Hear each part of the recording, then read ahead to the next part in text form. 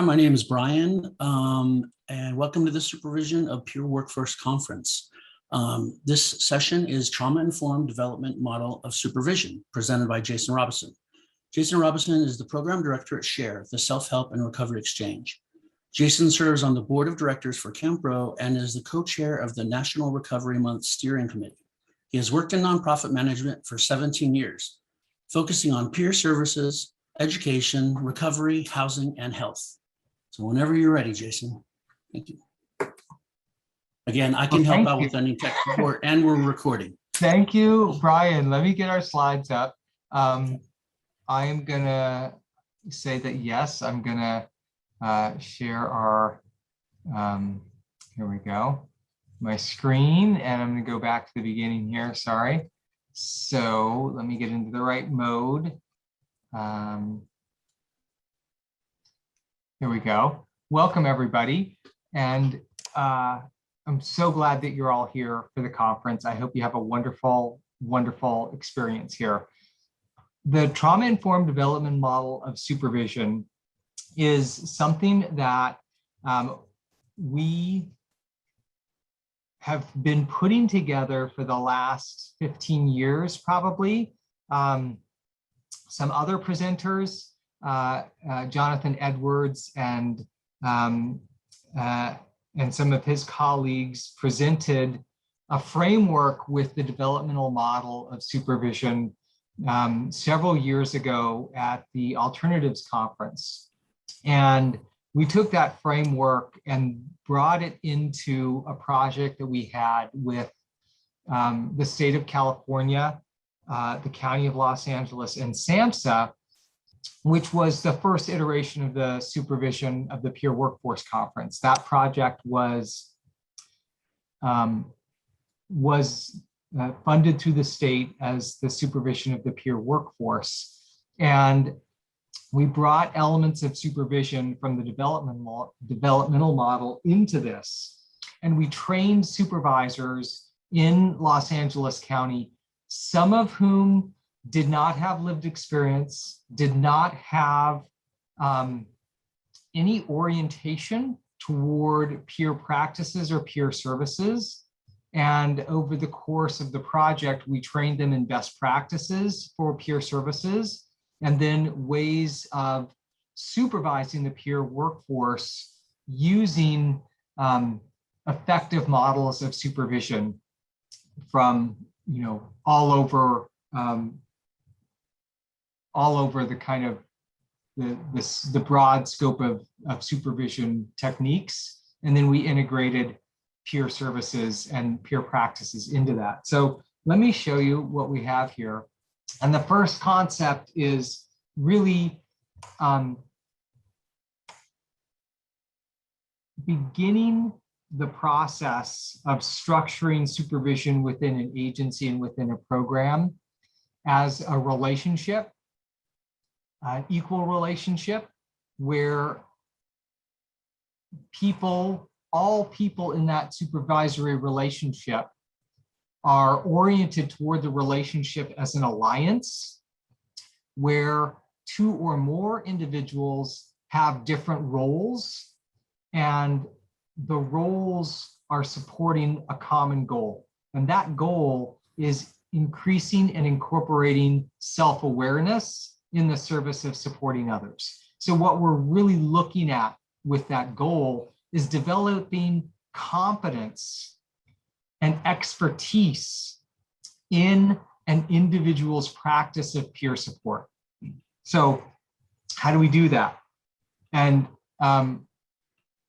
thinking about doing that, thinking about structuring supervision, there are often three categories that people focus on in supervision. We brought in two others, so we have 5 areas. So there's administrative, there's support, there's education, advocacy, and evaluation. So throughout these functions, being intentional about the development of competence and leadership within the peer workforce is something that we can put into practice. So hiring peer specialists who meet job qualifications under administrative tasks, orienting peer specialists to the agency's organizational structure. Peer specialists in California now are going to, many of them are going to be grandfathered in, they're going to be certified. There's at least a dozen approved training vendors for peer specialists in California now. And so prospective peer specialists will have that training. Each agency has its own culture, and it's really important to orient a new peer specialist or a team of peer specialists to the organizational structure within the particular agency or organization, so that peer specialists understand practices and procedures that may be distinct from peer services, their practice, but it's part of the administrative load and practice of working in that agency or organization. So support is built, over time, and orienting towards support by getting input to make sure that any feedback can be viewed as constructive, and continually orienting toward feedback as in a constructive, instructive kind of communication, using a strength-based approach to, really create a sense of empowerment with peer specialists, with staff, to build leadership, and promoting wellness and self-care. Education, things that fall under education are making sure that peer specialists and supervisors of peer support are, there's a process for being aware of what's going on in the field. This is a career field. So there are national organizations. There's, an International Peer Support Day. There's Recovery Month. There's the National Association of Peer Supporters. So there are continuing training opportunities and opportunities for both peer specialists and supervisors to share their knowledge at a broader level. That's important, and that builds leadership and competence.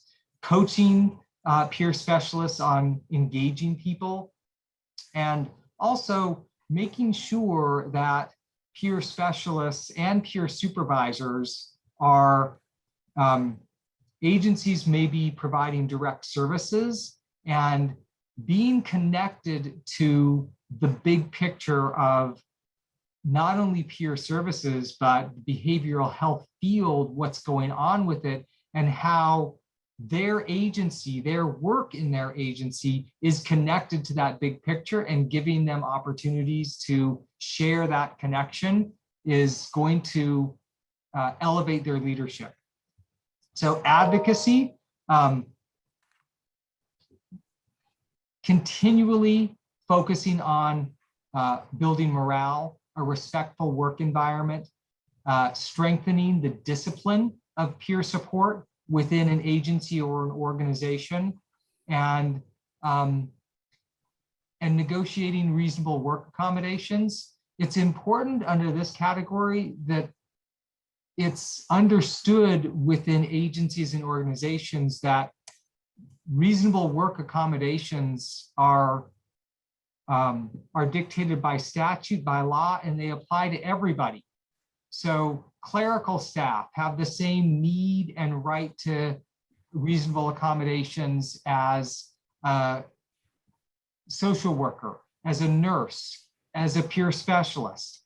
And it, at times, and historically, there has been an orientation to emphasize the need for reasonable accommodations with peers.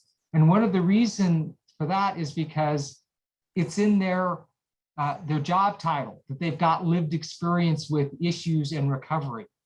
Having said that, everybody in the organization has the same right to those work accommodations. So that's a tricky process, and making sure that it's equitable throughout the organization is important. evaluating performance evaluations. And this is where I'm going to go in a couple of slides into the developmental model itself, which is a way of continuing focus on performance and in a way of including self-evaluation in that. Managing expectations of job performance, and then using the developmental model, which we'll go over in a second, to continue to reinforce strengths and find areas where growth is possible. So as an overview, when we look at the developmental model and supervision, our goal is that those being supervised are going to increase competence as they move through different stages and phases of development. That can be within a particular role, and it can be long-term trajectory and career path through their role in the agency as their roles change in the agency. Competence and needs change over time, and change isn't static. Change is dynamic. So for example, at Share, we have a career ladder where, and a lot of our development of staff and a lot of our managers are internal promotions. And so when somebody moves, for example, from a frontline peer specialist to a coordinator of peer services, and they are overseeing others, their competence changes, their awareness changes, and allowing for them to feel supported in that change, where they're going to have less competence in a new role. Anybody moving into a new role is going to have less competence. And having a structure built in that can support the competence and reinforce the strength is really important, and also provide a path for what competence looks like. That's very important. So optimal supervision requires supervisors to attune themselves to appropriate development stages in the supervisee. And when we look at that, what we're looking for is, and this is a way to orient to the performance, the relationship, and the person's grasp of tasks and responsibilities. So the developmental model looks at 3 areas: awareness, motivation, and autonomy.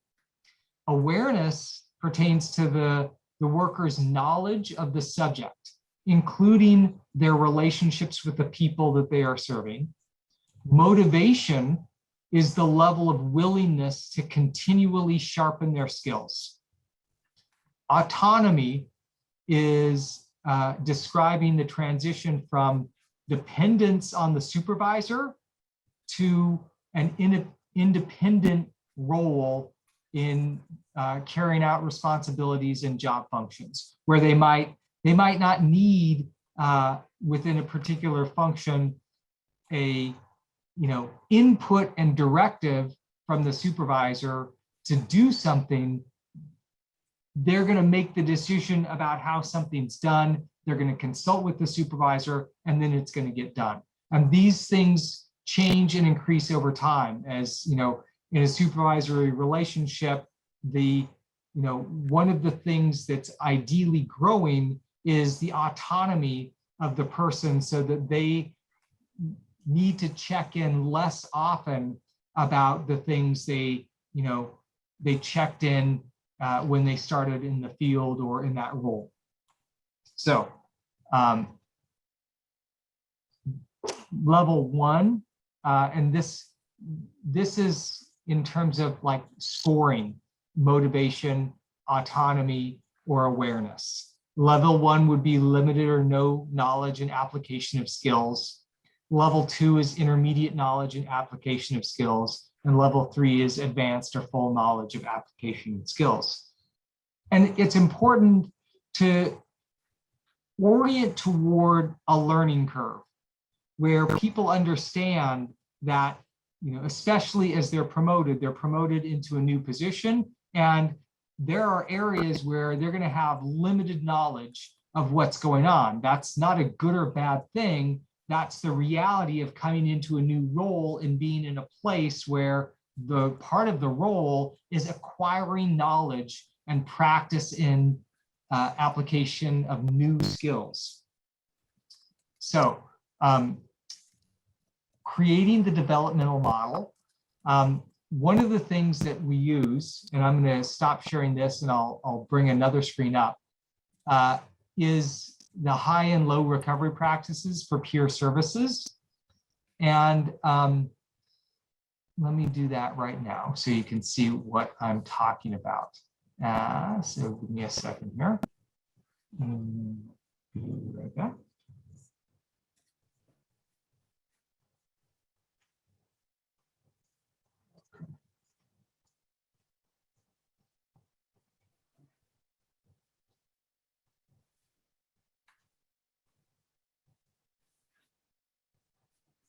Okay, so this is a blank slate of what a developmental model might look like. And so the top area here is, these are some administrative tasks: attendance, focused on learning and improving, documentation, reports, issues to teams, completes assignments. Those can be filled in according to the agency's needs, the scope of the particular function of the peer specialist. Another thing to look at that we use throughout our agency is a particular focus, regardless of what program somebody's working in, how they're using very important aspects of peer services. So one is peer listening and disclosing. How they're using peer listening and disclosing. So we have broken that into distinct aspects of peer listening and disclosing. The peer specialist keeps the focus on listening and disclosing. Disclosing instead is centered on the needs of the person being served rather than the needs of the peer worker.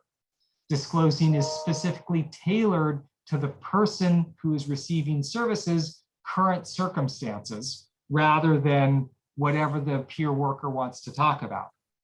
So for each of those things, we have what level 1 looks like, discloses lived experience. Level 2 is a little bit higher. A conversation primes the person to be able to disclose safely themselves. Level 3 is a consistent level of disclosing that supports processing of issues. So we have put some reachable and articulable standards in terms of what we're looking for with peer listening and disclosing. We've done the same thing with how we're referring people to self-help support groups, what kinds of techniques we're using to that. Another aspect of peer services that we use across our programs is something called the helper therapy principle, where when you have a mentor-mentee relationship, the person that gets the greatest benefit is the person who is helping somebody else. So our goal with all of our peer services is to take that person who's coming in for services and change that relationship through the peer relationship using mutuality so that that person is the person helping somebody else. So at a community recovery center, that person might be organizing an event. Within a peer respite, that person might be planning a meal, cooking a meal. In peer-run housing, that person might be helping take other people to self-help support groups. So building in ways for peer specialists to reinforce that helper therapy principle creating opportunities for people to help others, oriented to connecting people to experience meaning and purpose within relationship and program, discovering and connecting through skills, expertise, and interests of people, creating leadership roles for people who receive services, viewing persons as having a higher status than themselves, and acknowledging contributions. So for all of those areas, we also have what a level 1 looks like and what a level 3 looks like. Level 2 is where we kind of process information and look at where things are able to grow. So we do the same thing for peer bridging, recovery planning, and self-care. So that's how we're looking at building the scope and the framework of that particular peer function in a way that helps people see what they're doing. So I've just, this is, oh, I've lost something. Here we go, sorry. I realized that I went back to my slides, but I didn't bring you back to my slides, I'm sorry. So here we go. So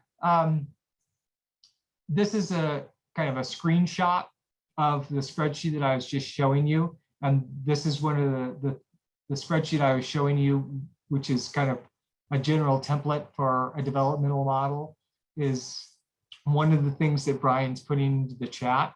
So those high and low recovery practices we're building in with the developmental model so that we can, and using the developmental model, I want to say that creating flexibility in how it's used is really important. Across our programs and services, program coordinators, program managers use it in different ways with specific individuals, and not, I mean, I don't want to say different ways, but they might have a different schedule for checking in. So often what people will do, what supervisors will do, for example, is they will work with peer specialists to say, where do you want my support? Where do you want, I want you to look at this list here and tell me 2 things where you feel you're really strong, because I want to help build that strength so that you can help others and share your strength.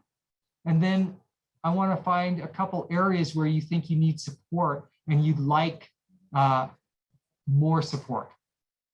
And then the supervisor and the peer specialist work together within this criteria to build awareness, motivation, and autonomy in those things. So,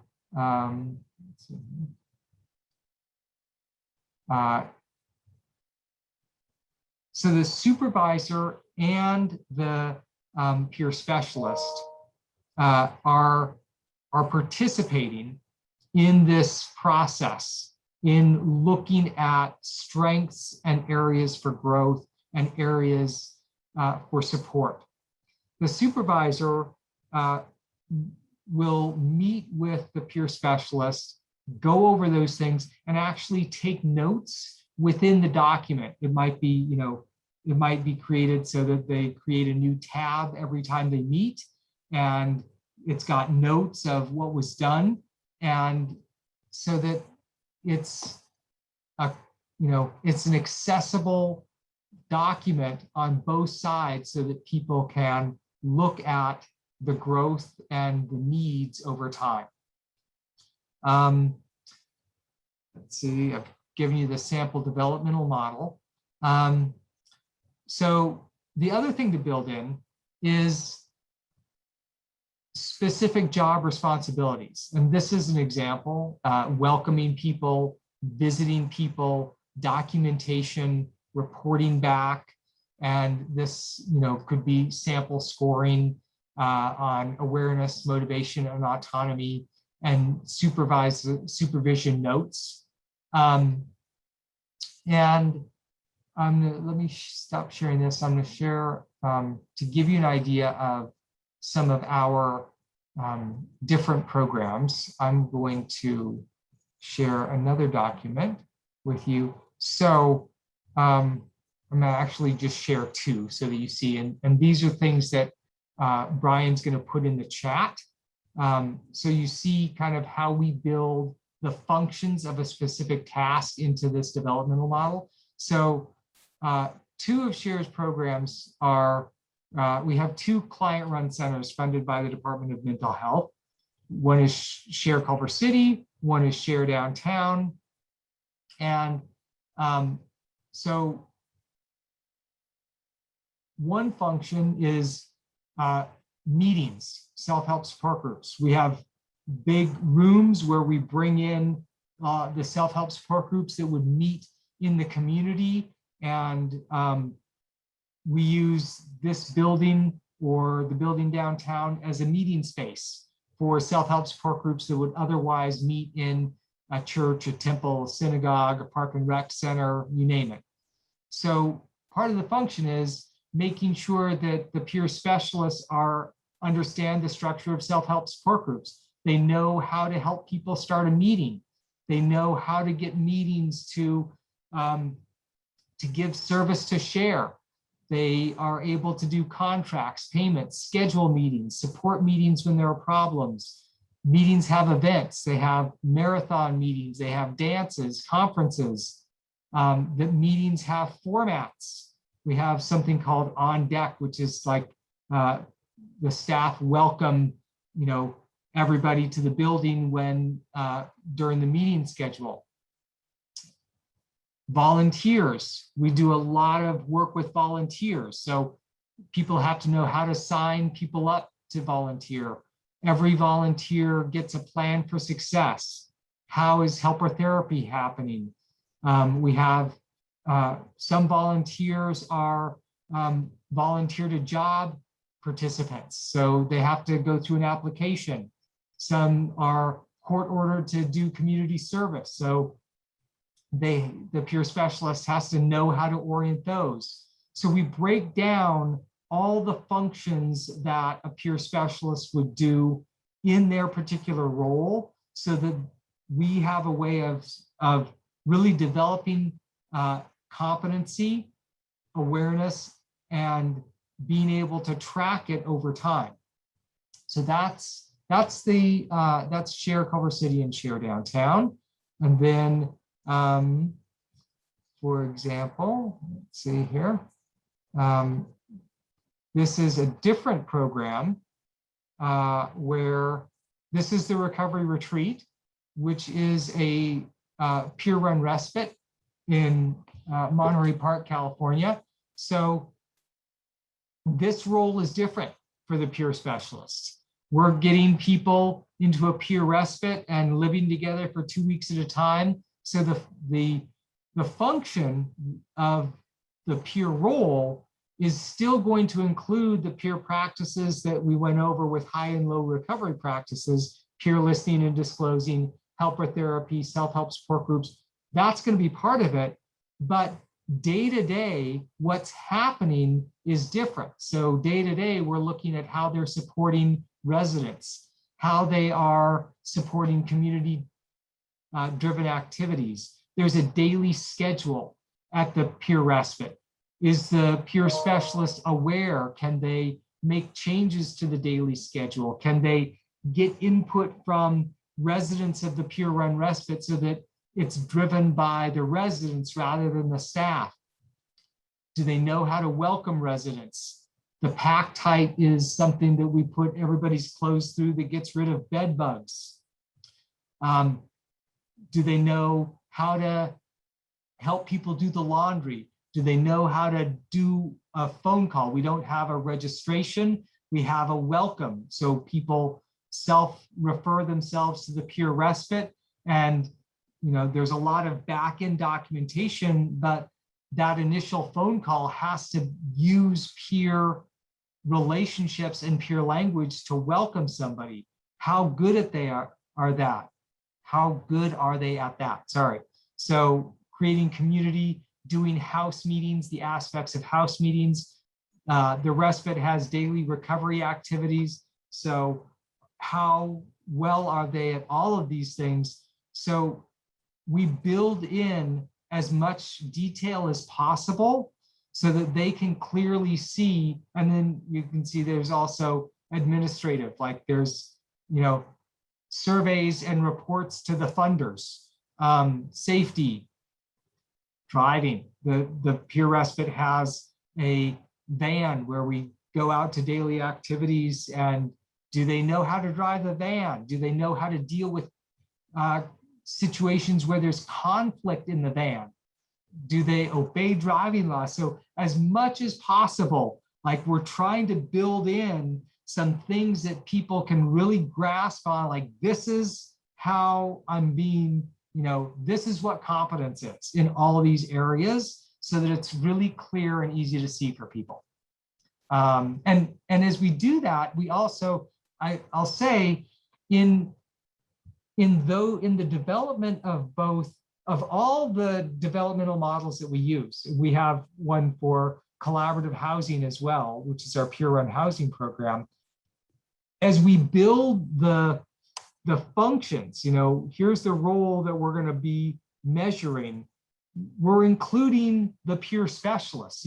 What do we need to look at to make sure that things are happening right?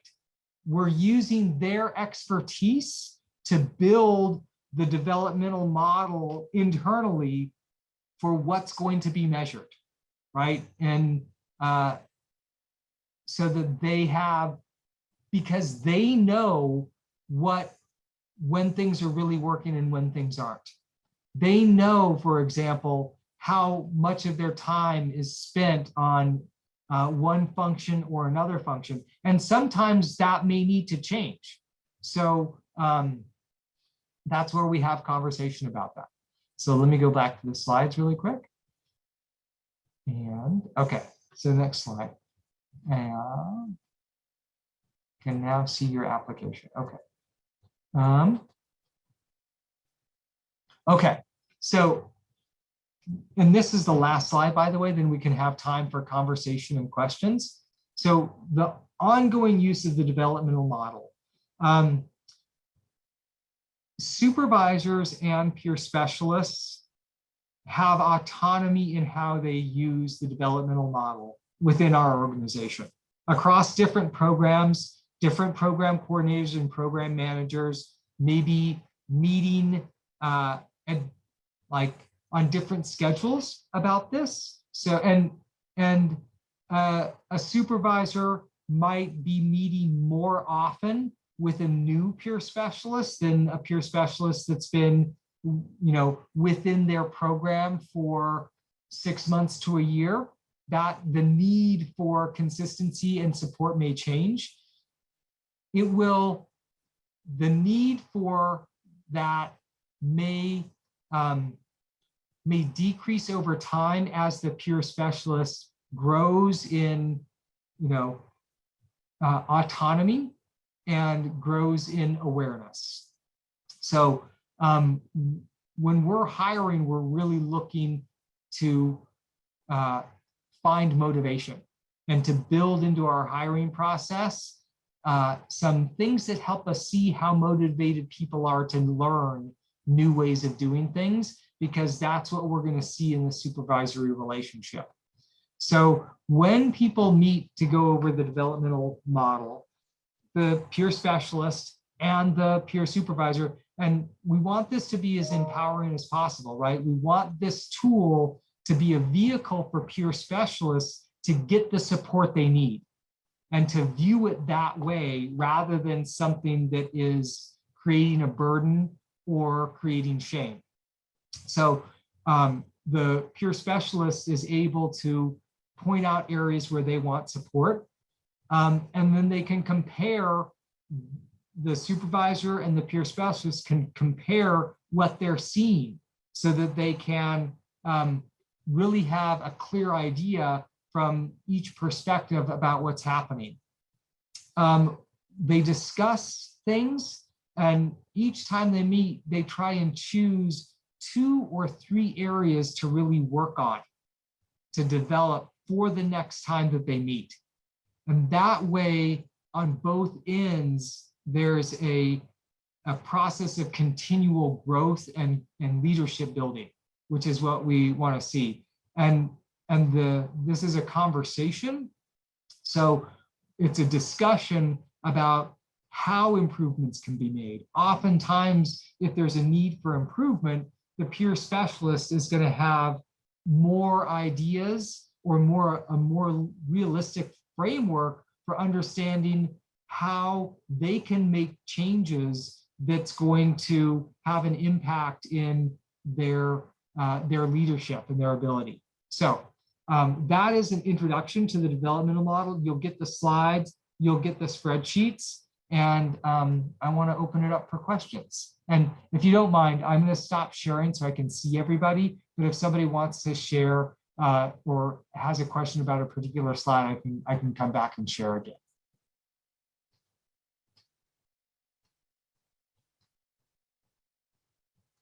Oh my gosh. I didn't know there were 72 of you. That's great. So thank you for being here. So what are your questions? And you can raise hands. If you raise hands using the reactions button, then it'll come up on my screen and I can see who's got a raised hand. If you're just physically holding up, there we go. iPhone has a question. So, hey. Everyone, Igban Mali is my name. I work for a peer support specialist organization. Sally's based in Hayward. Is a peer mental health respite home run by La Familia. My question is, as a supervisor, what are the regular time limits one could allocate for each peer learning for each person? Then I want to say thank you for your presentation, Jason. Thank you so much. Oh, thank you. Okay. Antoinette.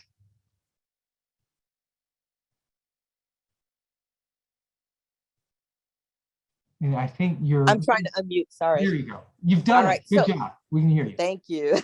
My question is this. You mentioned that we need to be interviewing our peers to determine their readiness to learn. How does that, or what does that look like? So, well, that helps us. I'll say that, right? Like, you get to do whatever you want. I'm not telling you what you have to do. We hire for attitude and we train to skill. So when we're hiring peer specialists and looking for peer specialists, we're looking for people who are non-judgmental, who are going to see people, who are going to see the strengths of people rather than seeing people as a problem. And we have a process where we do, we have some scenarios that we ask people, how would you handle this situation? Then we give people some training and we have people redo the scenarios. We want to see that they can learn from our training and that they're motivated to learn from our training. So for example, we give people before, when somebody applies at SHARE, we have them send in a cover letter. They disclose, that asks them specifically to disclose their personal experience in self-help support groups and why they want to be in this field. We then look at those letters and we can assess, some people will only disclose that they've been a counselor. That doesn't bode well, okay? Some people disclose, they give us 3 pages of disclosure, and that's much different. Then we bring them in, then we give them some scenarios and say, how would you handle this situation? Then we bring them into an orientation. This is what it's like to work in our organization. This is what it's like to work in peer services. And we give them some examples of how we handle situations that come up, how we use some of these techniques in peer services. And then if they're still interested, then they fill out the application and they apply. And some people don't, right? And when we get that application, we then give them their scenarios back. And we say, okay, now you've been trained in how we handle things. You can have these back. And if you want to make changes, you can make changes. And people will then apply what they learned in that orientation and make changes on how they would handle those scenarios. Some people don't make changes because their scenarios were really good. Some people don't make changes because they think they have the answers, but their scenarios were horrible. That shows us something, all right? So that's one way to do it. Good question. Carrie. Okay, am I unmuted? You are unmuted. All right, and I will lower my hand. So first, thank you, Jason. The presentation was really well done. It is very detail-oriented and covers a whole lot of stuff that a lot of people probably don't think about. My question may sound a little bit off the wall. I have experienced a variety of supervisors in my career, both in this business and my past life. And just like you were talking about wanting to hire people that have the right attitudes, but you can teach skills. With regard to supervision, how do you hire, train, encourage, nurture supervisors to do supervision using a trauma-informed approach that actually hits on the 6: trust, safety, choice, collaboration, empowerment, because that old adage, people don't leave jobs, they leave supervisors. I think that's especially true with regard to peer support professionals. Yeah. I very bluntly, there are a lot of people that I've seen supervising peers that, how can I say this skillfully, don't do it in quite the best way. Yeah. And people leave because of that, and they don't know what they should be doing, and they think they failed when they actually didn't have the support that was necessary. So that is, thank you, because that is such an important component of all of this. And supervision is a very specific skill. Okay, and it's a different skill from providing peer services, just a different skill. And the transition, and when moving from a frontline service provider to a supervisor is a very difficult transition. So we have a training for our supervisors that we go through. And some people don't want to do it. Some people, because it's a different skill set, they want to stay within program services rather than program supervision. And we try and find and build a pathway for that. Within that supervisory structure, one of the things that we do with a trauma-informed lens is we talk very specifically about authority. How is authority being used? Because, and the difference between leadership and authority. Because from a trauma-informed lens, telling somebody what to do without context can be traumatizing, right? And then there's a disconnect in the relationship where the person being told what to do is experiencing a lack of trust in the relationship, as is the person that's saying, hey, it's just a job, I'm just telling you what to do, but there's all this stuff in it. So we have a lot of conversations with supervisors, program coordinators have their own meeting where they're talking to people as where program coordinators meet. We have program managers meeting monthly where all program coordinators, program managers meet, and often we're doing continuing education around how to handle, like, one, specific things that come up, and two, general orientations for how to approach these things. I think the other thing that I'll say about that is that a new supervisor, we're trying to meet with often, and we are trying to connect them regularly with support from other coworkers and supervisors so that they don't become an authority. Like, they're going to be seen as an authority figure, and how to own that authority as a leader and person that is supporting empowerment throughout their program is how we continually try and orient that. Good question. And Polly Ann. Thanks. Yeah. Hi. I want to pick your brain on how do you deal with real struggles with literacy and writing? Training.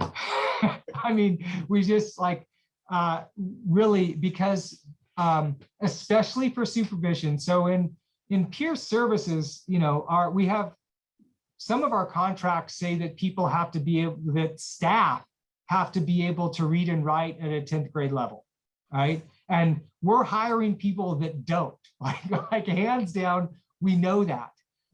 We're supporting them by and in that documentation, we're looking at alignment to peer services.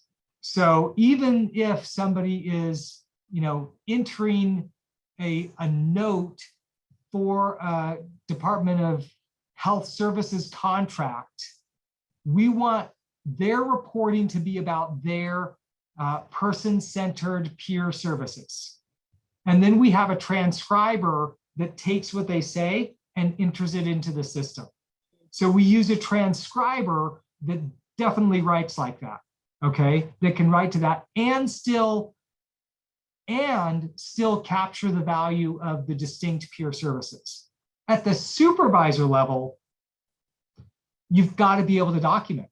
You've got to be able to, so, you know, we're reviewing, you know, that's part of the developmental model of supervision at the supervisor level is, you know, how are you documentation is one of those things. How are you documenting things? You've got to be able to document your conversations with staff. You've got to be able to document your conversation with partners, with contractors, you know, all of that. So one of the things that we've done recently is we have a tuition reimbursement plan. So if people go to, you know, take an English course at a community college and, you know, they can show that they meet a certain GPA, we'll reimburse their tuition to a certain percent, because we've got to be able to develop that. We do, I will say that as part of our hiring process, we assess people's skills at that level. So we'll give people a typing test. We'll have people write a business letter, because we've just got to see where they are and what their needs are. Good question, thank you. Tony.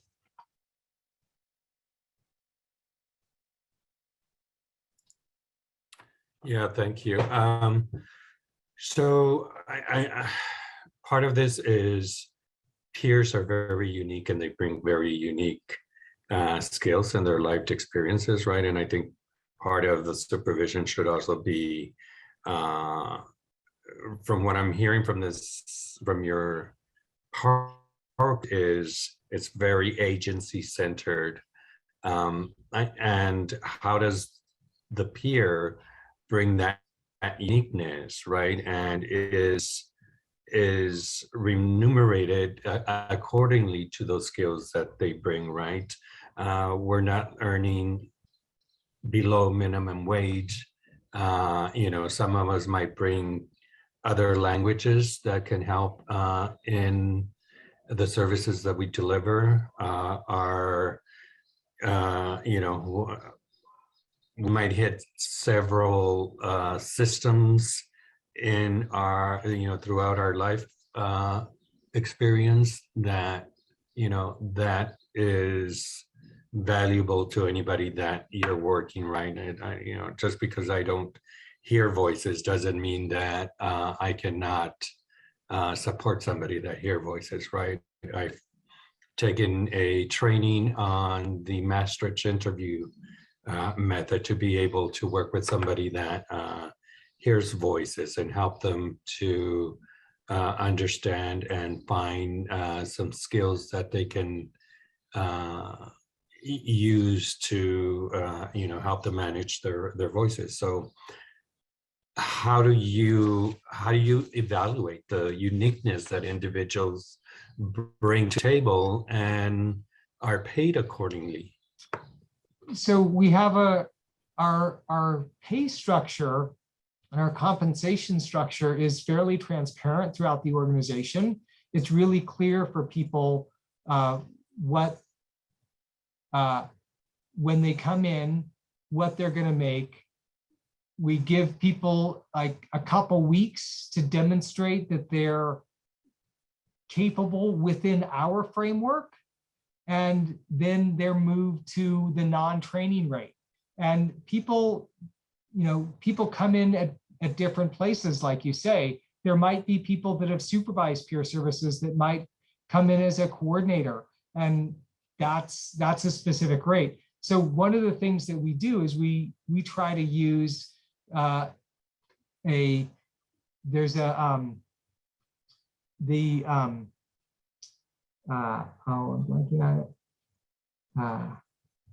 we use a compensation guide, a nonprofit compensation guide, to help us initially look at, as we're developing our budgets, what these positions can pay. And our frontline peer services are never below minimum wage. They're never at minimum wage, sorry. They're above minimum wage. We start people at $20 an hour at the baseline thing as a training rate, and then move them up as they demonstrate things.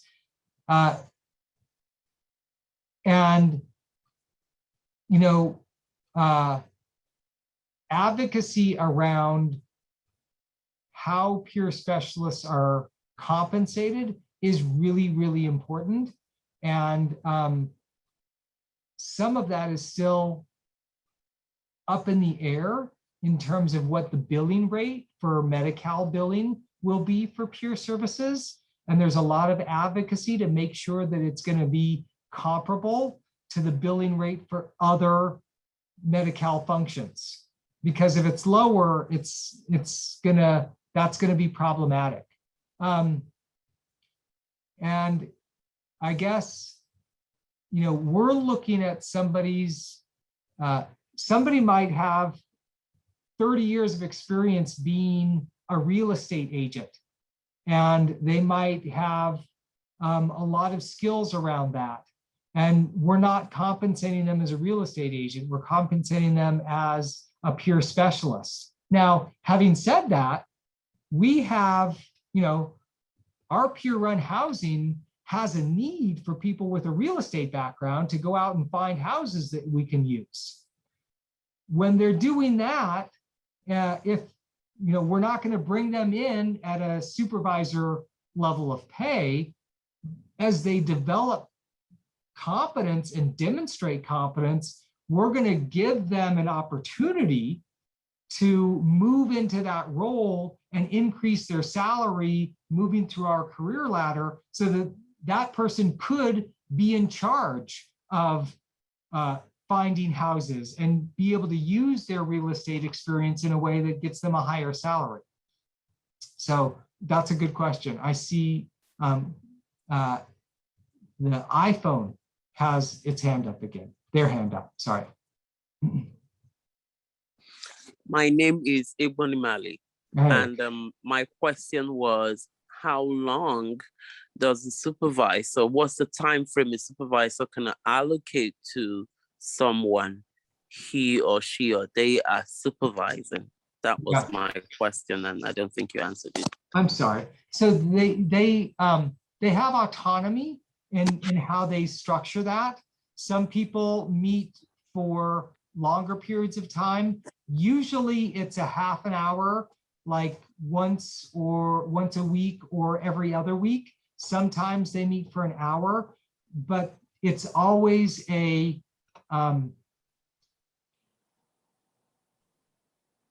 they're straddling being supportive without being burdensome, and making sure that there's enough support in place and that support doesn't take away from everything else that's on the plate of the peer specialist and the supervisor. So it varies. Carrie, and then Naomi. I'll try and be quick because I know we're running out of time. I'm going to try to be quick, Jason. I think maybe we need to have a conversation offline. So working for a county, you know, is very restrictive.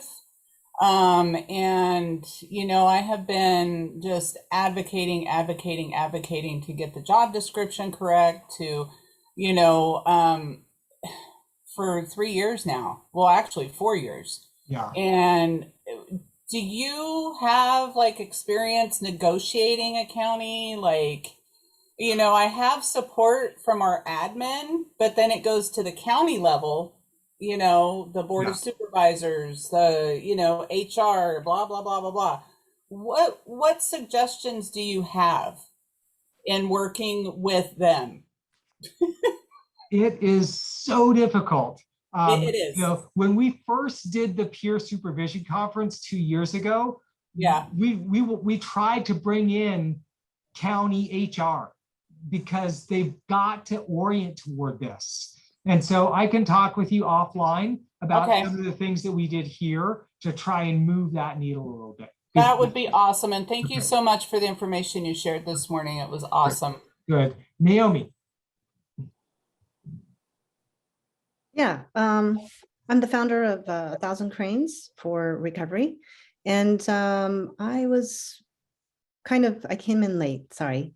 But I wanted to find out, I'm very interested in maybe registering if you have a supervisor, you know, peer supervisor training course.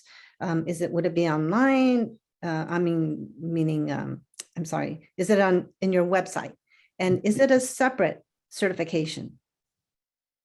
Yes, I don't know. I mean, we got notification that Cal Mesa had selected us to do the peer supervision training through the learning management system that Cal Mesa is developing. So they're still developing that. We are kind of negotiating what that's going to look like on our end to give them content that goes into their learning management system. And then it kind of like, hopefully it will take off and people, but that's going to be, they're getting the peer specialists out first, and then they're going to get the peer supervision out. So it's going to be like a second round. So if you have questions in the meantime, you're welcome to reach out. And thank you, everybody. It's 9:59. So, okay, we're doing all right. But I really appreciate it. I'm so glad everybody was able to make it. And let me see, there are 14 comments in the chat. So let me just make sure. A supervisor's training course. So I will say that Cal Mesa is going to require that supervisors of peer services take a training, which is really great news. So, yay. And they are also pushing that they have lived experience as well. Yeah, that's also great. Not a requirement, but. Right. Okay, it's coming up on 10. I just want to say thank you all so much. It's been really wonderful. I know I'm really sorry, like we only had an hour, and like as some of the questions point out, there's so much to this, like getting it into an hour is really difficult, but that's why it warrants a whole conference. So, you know, please, I hope you have a great experience, and it's really been great seeing all of you. And have a great conference. Bye, everybody.